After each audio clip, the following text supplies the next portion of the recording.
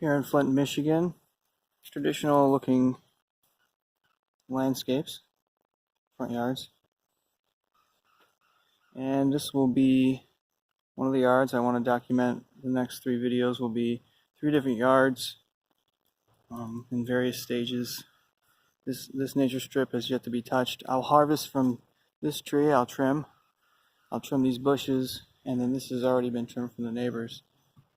And it's on the sidewalk, which actually I wish I would have left it off for the video, because you can see there's a kind of meandering, a distinctive meandering curve to the sidewalk, which we will place berms on either side of, so it looks tasteful and matches.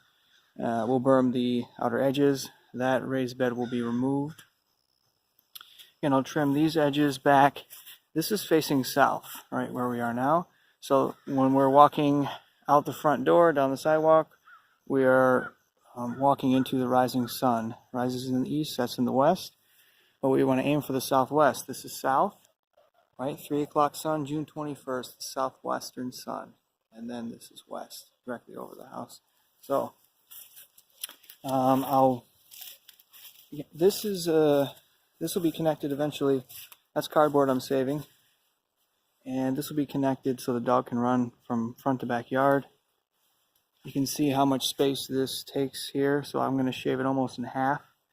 So to keep one side, but then I want to bring that berm over, as well as perhaps make a lane here, tighten this up so for fence maintenance purposes. And eventually perhaps remove that. But for now it will serve a purpose. So this will be bermed, all the edges. That's how I usually start. You do the edges and then you work your way in. And I do a crisscross, X-shaped diagonal path going from, well, in this example it would be coming through that gate and then went diagonally across the yard to this corner here. So it would be basically a line straight across diagonally, and then another one from here straight to where I am. It's to keep lanes it's just something I like to do to keep the longest walking path available on the property, wherever it may be. For people, and he has a dog, dogs enjoy running those paths once they're established. So, and you're going to meet Shadow in a moment. I started hacking back here, so I wanted to show you. Look, a good boy. You're so handsome. Like your beard. And this backyard, it's the neighbor's yard, well maintained.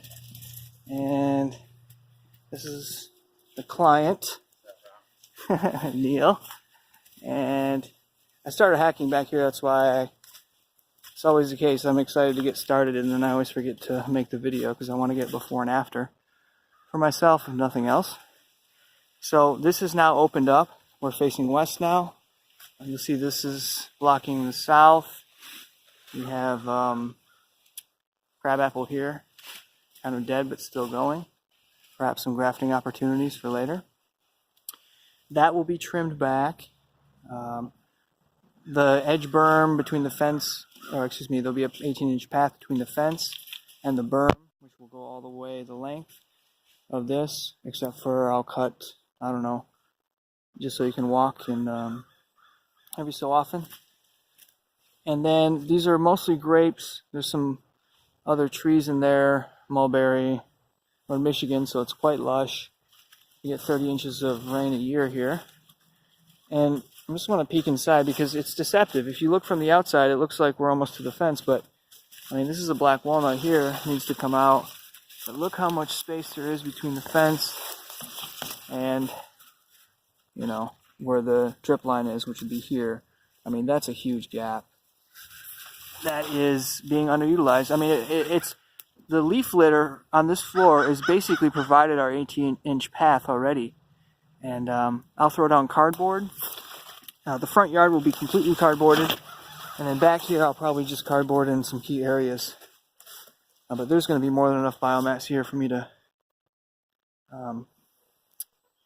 work with. So this will be my raw material, and I decided here we can get mulch from people who are work for the tree professionals. and we get it. It's not in a timely fashion, but eventually it will come and be dropped on the front yard. I might not be here, but in the meantime, I'm going to buy some straw, and that'll be good, because the front yard here, we're in a nice neighborhood, and I don't want it to look sloppy. I want it to look done and covered. So thanks for watching, and I'm going to go over to Desiree's yard now. Neil's a builder, Desiree's an artist, and then we have the yard on Bennett, my family place. Adios.